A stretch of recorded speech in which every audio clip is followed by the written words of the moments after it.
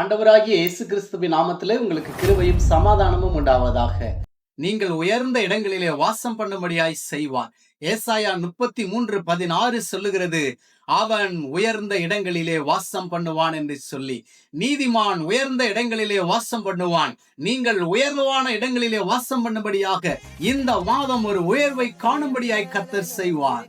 நீங்கள் உயர்ந்த இடங்களிலே வாசம் பண்ணுவீர்கள்.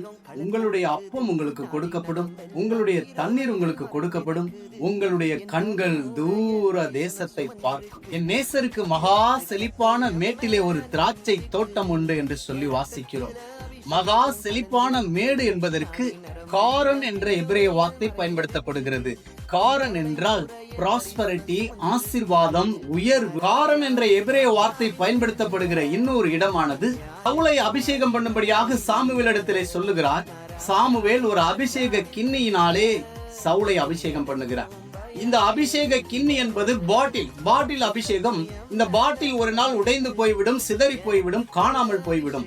தேவ பிள்ளையே, காரன் என்ற எபிரேய வார்த்தை பயன்படுத்தப்பட்ட இரண்டாவது இடம் தாவீதை அபிஷேகம் செய்யும்படியாக சாமுவேல் ஈசாயினுடைய வீட்டுக்கு போகும் பொழுது, உன் கொம்பை எடுத்து நான் தெரிந்து கொண்ட அந்த மனிதனை அபிஷேகம் பண்ணு என்று சொல்லுகிறார். தேவ பிள்ளையே, அந்த கொம்பு என்பதற்கு பயன்படுத்தப்படுகிற எபிரேய வார்த்தை தான் காரன். காரன் என்றால் உடைக்க முடியாத பலமுள்ள அபிஷேகம் என்று அர்த்தம்.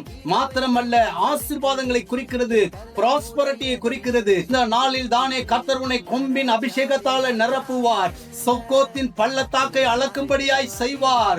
ஓ, பெலிஸ்தியாவின் மேலே நீ ஆர்ப்பரிப்பாய். இனி பெலிஸ்தியர்கள் ஆர்ப்பரிப்பதில்லை. பெலிஸ்தியாவின் மேலே நீ ஆர்ப்பரிப்பாய். மோவாபின் மேலே நடக்கும்படியாய் செய்வார்.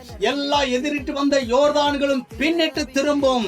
உனக்காக வெண்கல கதவுகளை உடைப்பார், இரும்பு தாழ்பால்களை முறிப்பார். கர்த்தர் உன்னோடு கூட இருக்கிறேன் என்று நிரூபிப்பார். தேவ பிள்ளையே, உனக்காக ஆயத்தமாக்கப்பட்ட கானான் தேசத்தை நீ சுகந்தரிக்கும்படியாக எல்லா எரிகோ அலங்கங்களும் அரண்களும் உடைந்து நொறுங்கித்தான் போகும். உன்னுடைய சரீரத்திலே ஒரு பலனை பார்ப்பாய்.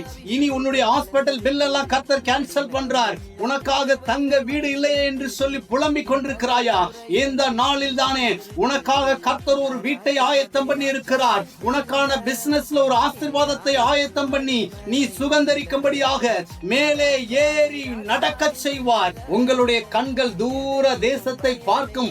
உங்கள் மேலே வைத்த தீர்க்க தரிசனம், உங்கள் மேலே உள்ள அபிஷேகம் உயர்வுக்குள்ளே கொண்டு போகும், ஆசீர்வாதத்துக்குள்ளே கொண்டு போகும். நீங்கள் உயர்வை காண்பீர்கள்.